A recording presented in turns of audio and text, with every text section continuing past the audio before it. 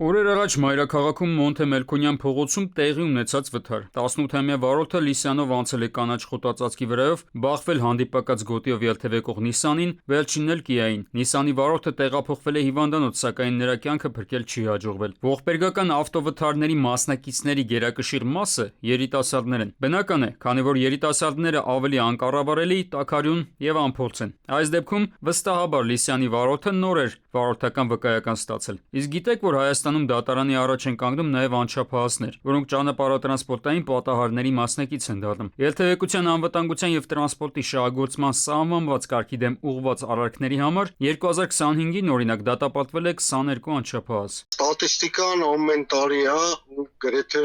անփոփոխ։ Դա ինչ է նշանակում, որ այդ արատավոր երևույթը ոչ թե մի անգամ ինչ-որ մի շրջան, այլ հիմնական մշտապես տեղի է ունենում։ Ստաբիլ իր ուրույն տեղն է զբաղեցնում,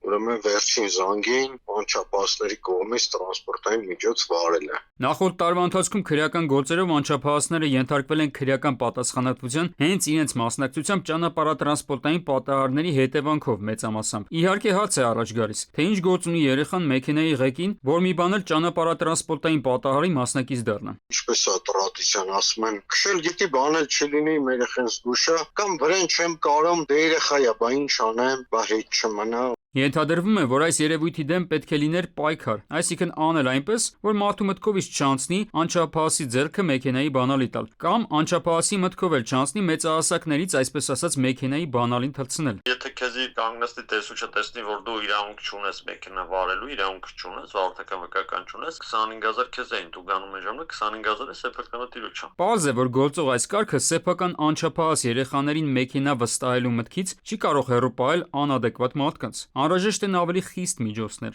Պատիժների խստացումը պետքա լինի, երկկողմանի ծնողինը պետքա պատժեն, եթե առաջացել է որոշակի ծանր հետևանք, ապա պատժի չափը պետքա այլ լինի։ Լավ օրինակ է այստեղ զենքը։ Եթե մարդու զենքը հայտնաբերվի այլ անձի ձեռքին, ել չասած եթե այդ զենքով կատարվի հանցանք, ապա դա միանգամից հիմք կդառնա զենքի տիրոջ նկատմամբ քրեական հետապնդում սկսելու համար։ Իսկ մեքենայի պատճառով ամեն տարի շատ ավելի մարդ է զոհվում, քան ասենք օրինական խանութից գնված զենքի գործադրումից։ Թե զենքը, թե մեքենա։ Երկուսն էլ համարվում են առավել վտանգի աղբյուր։ Զենքի պահպանման կանոններ կան, որ միշտ պիտի լինի ուրեմն պահունակը հանած, դատարկած ու սեյֆում, հա, սեյֆն էլ ամուր փակ է։ Ինչը չի կարելի ասել մեքենայի մասին։ Մեծ հաշվով անչափահասների ձեռքին հայտնված մեքենաների տերերի նկատմամբ քրեական հետապնդումը կարճաժամկետ քայլ է։ Երկարաժամկետը մնում է կրթությունն ու պրոպագանդան։ Այս հարցում ավելի կարևոր է մենթալիտետային աղճատումների շտկումը։ Արմեն Աթալյան, ժամը լրատվական։